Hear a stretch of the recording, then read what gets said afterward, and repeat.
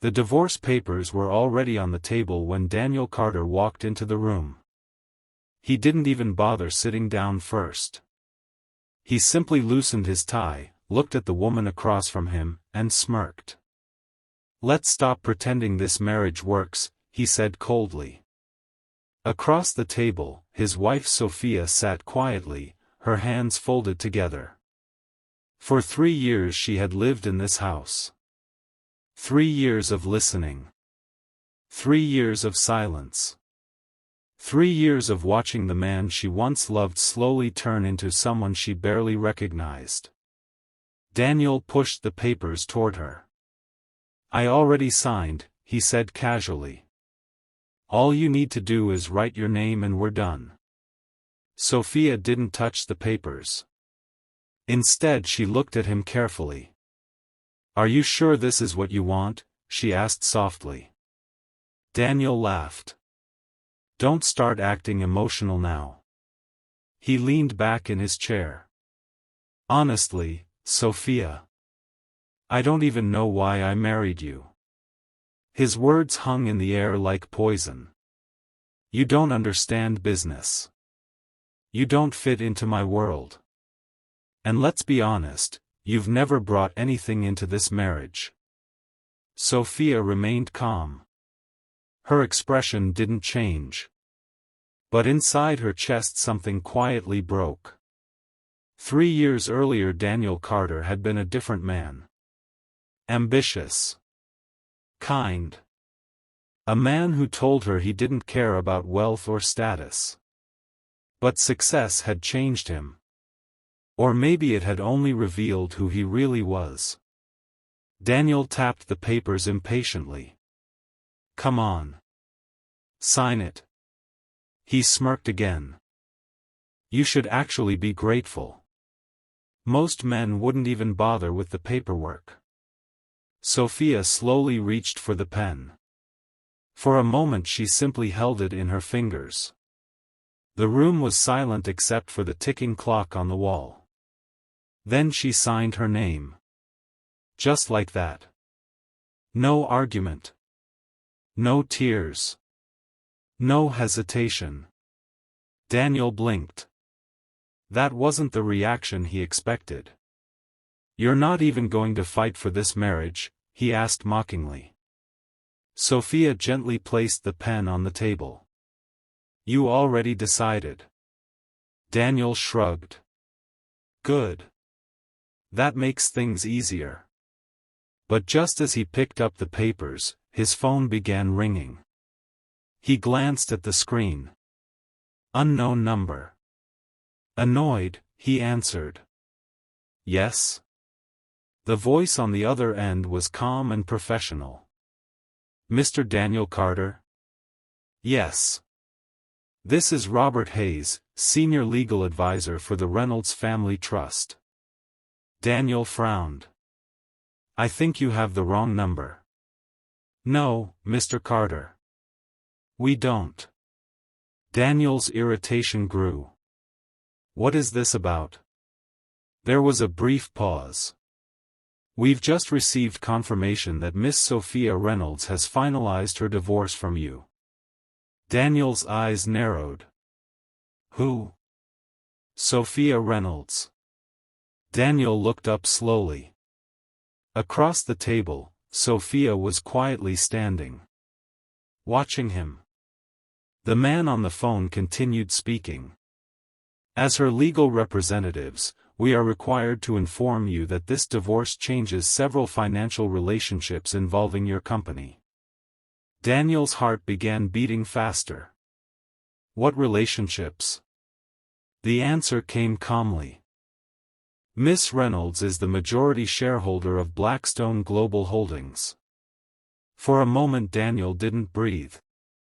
Blackstone Global Holdings was one of the most powerful investment empires in the world. It controlled banks, real estate companies, international corporations. Its value was estimated in the hundreds of billions. And Daniel's company depended heavily on one of its investment branches. "That's impossible," Daniel whispered. But the voice on the phone continued. Miss Reynolds is the only daughter of the Reynolds family, the controlling heirs of the Blackstone financial network. Daniel slowly turned toward Sophia. She was already walking toward the door. His voice cracked. Sophia, wait. She stopped. For the first time that evening, Daniel noticed something strange. Her posture had changed.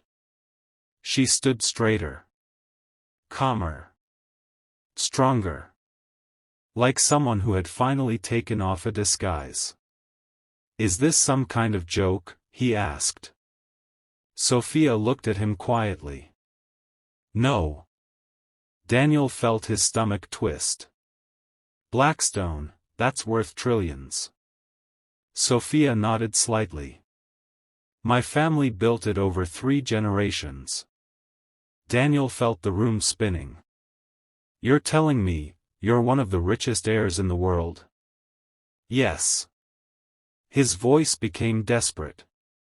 Why didn't you tell me? Sophia's eyes softened slightly. Because I wanted someone to love me without knowing. Daniel suddenly remembered every insult he had thrown at her. Every time he mocked her clothes. Every time he told his friends she had nothing to offer. And now the truth stood in front of him like a mirror. The woman he called useless was wealthier than everyone he knew combined. But, why marry me? He asked weakly. Sophia gave a small, sad smile.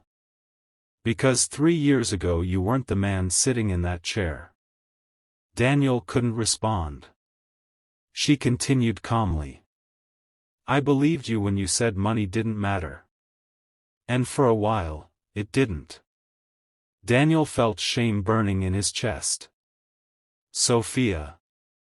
I didn't know. That's exactly the point, she replied. Outside the window the city lights flickered in the night. Sophia picked up her coat. I hope your company does well, she said politely. Daniel's eyes widened. What does that mean? She looked at him for a moment. The investment fund that kept your business stable. Daniel's heart sank. Was mine. Silence filled the room. Don't worry, she added gently. My lawyers will handle the transition. Daniel felt panic rising. You're pulling your investments? Sophia didn't answer directly.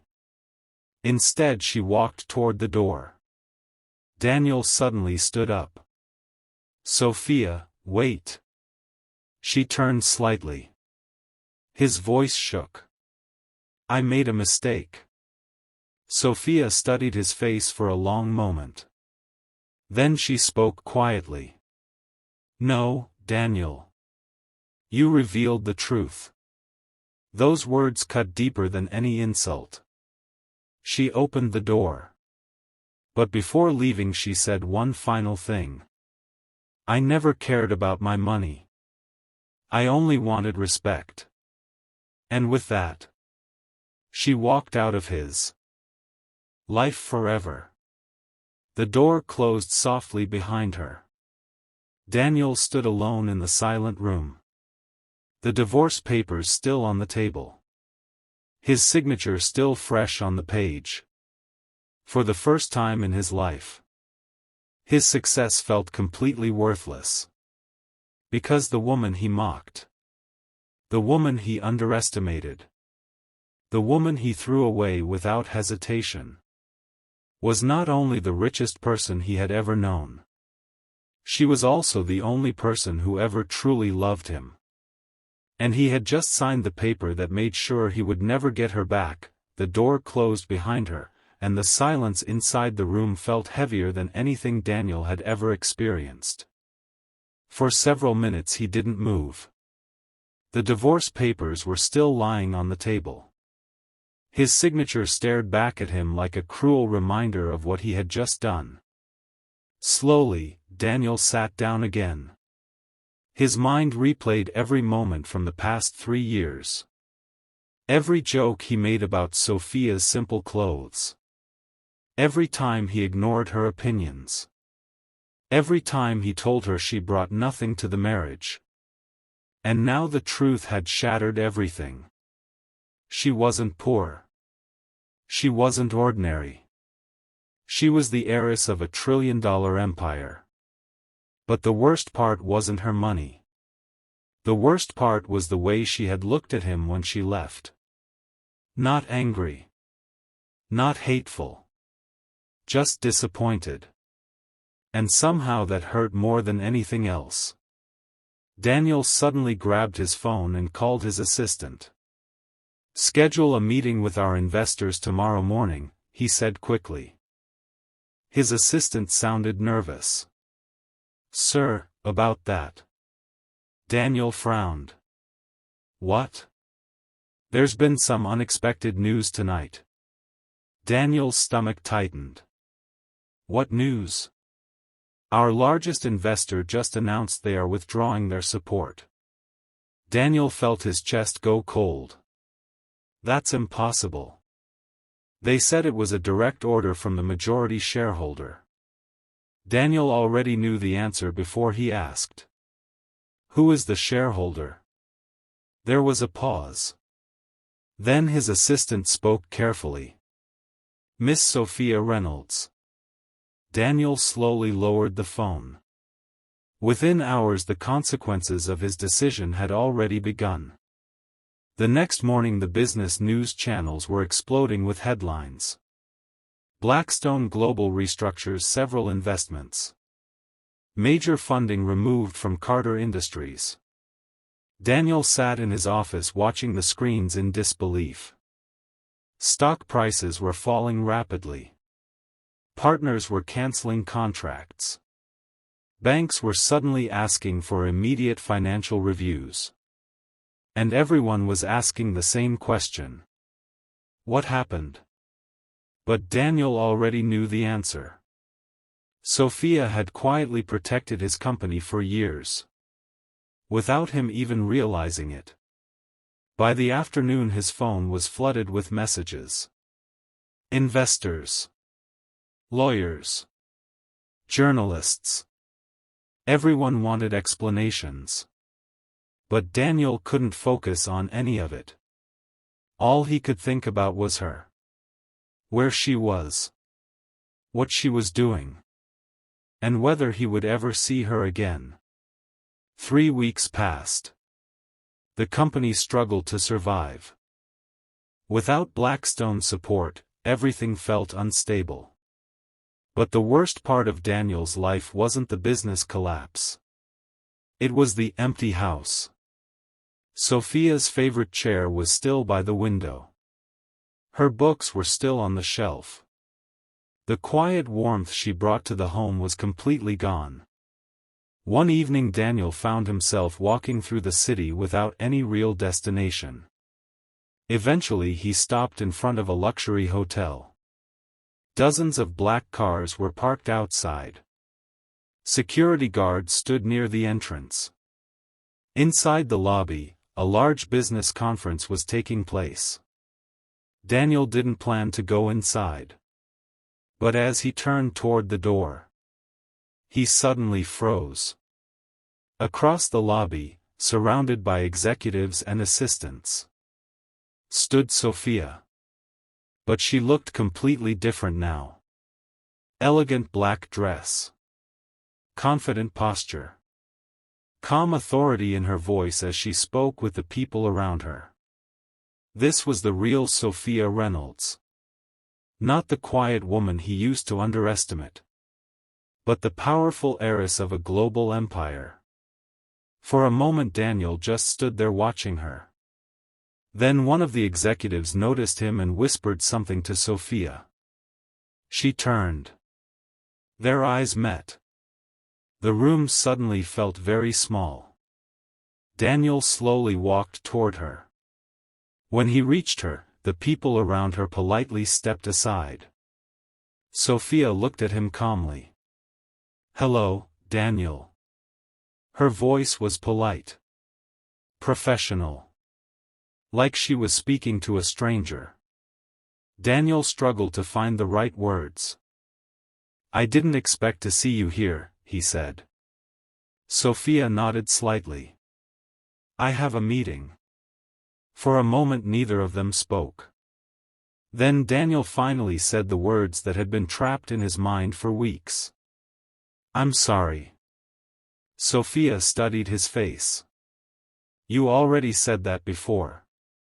"I mean it now," he replied quietly. She didn't respond immediately.